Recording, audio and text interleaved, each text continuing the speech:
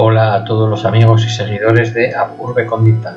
Hoy nos encontramos aquí en la esquina este del Foro Romano, sobre el podio del Templo del Divino Julio, dedicado a Julio César, para visitar uno de los edificios más emblemáticos, no solo del Foro, sino de toda la historia de la antigua Roma, cual es el Templo de Castor y Pollux, o Templo de los Dioscuros, que tenemos frente a nosotros en el extremo este del Foro, junto al recinto sagrado de Vesta, y formando parte de otro nuevo recinto sagrado en el mismo centro de la antigua Roma, a las afueras de la Roma cuadrada de Rómulo,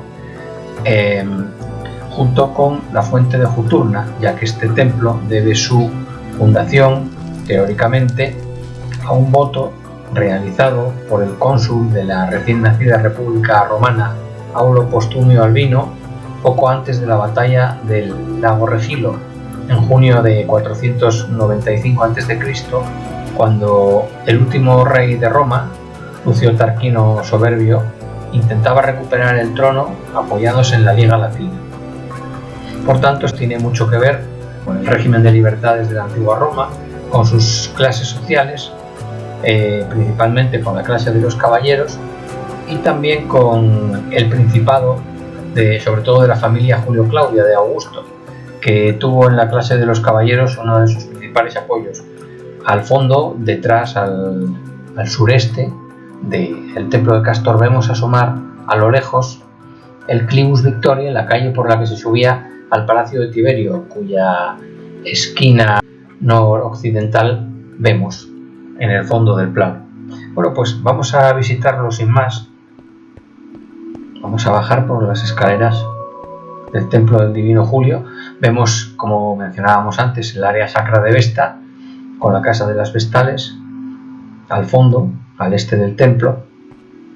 Vemos que al oeste del templo se desarrolla el Vicus Tuscus con la Basílica Julia, y este es un templo de grandes dimensiones, el templo cuyo resto se conserva hoy en día, un templo que era de casi 50 metros de longitud por 32 de anchura, un templo que era anfipróstilo, quiere decir que tenía pórticos a lo largo de todos sus lados, que era períptero, es decir, estaba dotado de columnas en el pronaos, o sea, en la parte delantera, era octástilo, tenía 8 columnas en el frente y tenía 11 columnas en los laterales. No tenía escalinata frontal, sino que se subía por 2 escalinatas laterales, y la razón es que en época de la República se dispuso una tribuna para los oradores, que era una de las 3 rostras que existían en el foro.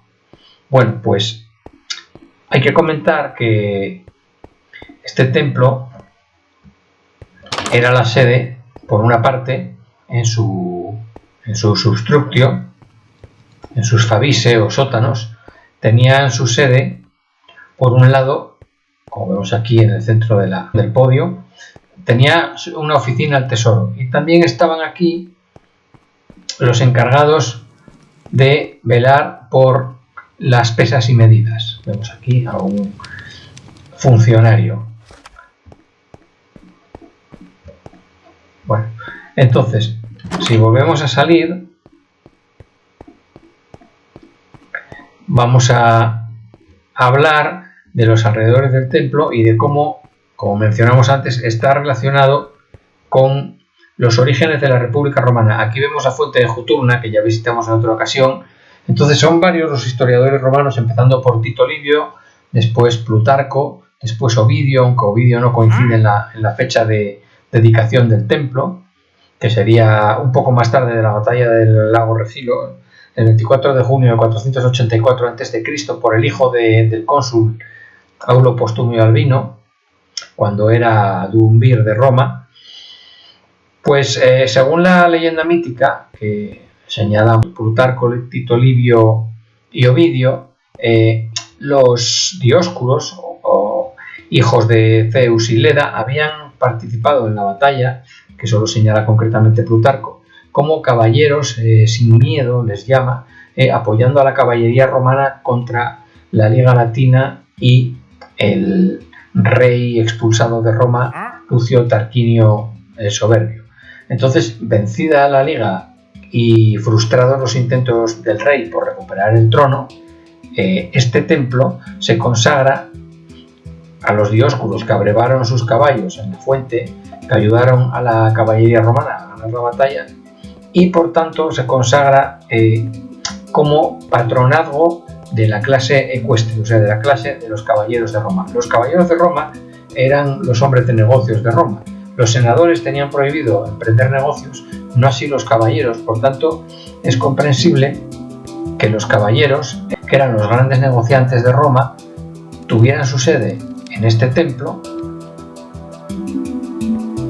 y así se explica también que aquí hubiera una sede de la oficina del tesoro, así como residiera en el templo el patrón de las pesas y medidas de Roma. A lo largo de la historia romana, este templo, que como vimos es de muy grandes dimensiones, como ya dijimos, las columnas, para que nos hagamos una idea, tienen 13 metros de altura, mientras que el podio es el más alto de todos los templos estudiados en Roma por la arqueología, tiene más de 7 metros de altura, y el interior era de muy grandes dimensiones, de tal manera que fueron famosas las sesiones del Senado que se desarrollaron en el interior de este templo. En tiempos de la dinastía Julio-Claudia, Augusto situó su biblioteca al oriente de este templo, como podemos verla, que está detrás. Vamos a ir hasta el pórtico trasero para ver el atrio de la biblioteca de Augusto. Aquí vemos el templo de Augusto divinizado y en su parte oriental la biblioteca, y en el extremo la subida por una rampa hacia la Domus Tiberiana o Palacio de Tiberio. Esta biblioteca de Augusto pasó a formar parte del Palacio de Tiberio cuando Calígula hizo un pasadizo alto que comunicaba este templo de Augusto y su biblioteca directamente con su casa. Entonces dijo que los Dioscuros eran sus porteros y que el templo de Castoripolis no era más que la portería de su palacio.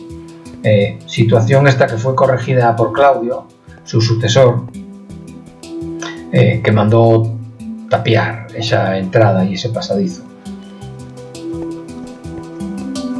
Se sabe que a inicios del siglo V de Cristo el templo ya se encontraba en ruinas y que solo quedaban ya las 3 columnas que se pueden ver hoy en día al oeste del templo de las Vestales. Vamos a caminar hasta el templo de las Vestales. Y cuando nos situemos en el atrio de Vesta, podremos ver a qué me estoy refiriendo. Las 3 columnas más famosas del foro romano son las 3 que se conservan del templo de Castoripolis. Y con esto terminamos. Hasta próximas visitas en Ab Urbe Condita. Un saludo, adiós.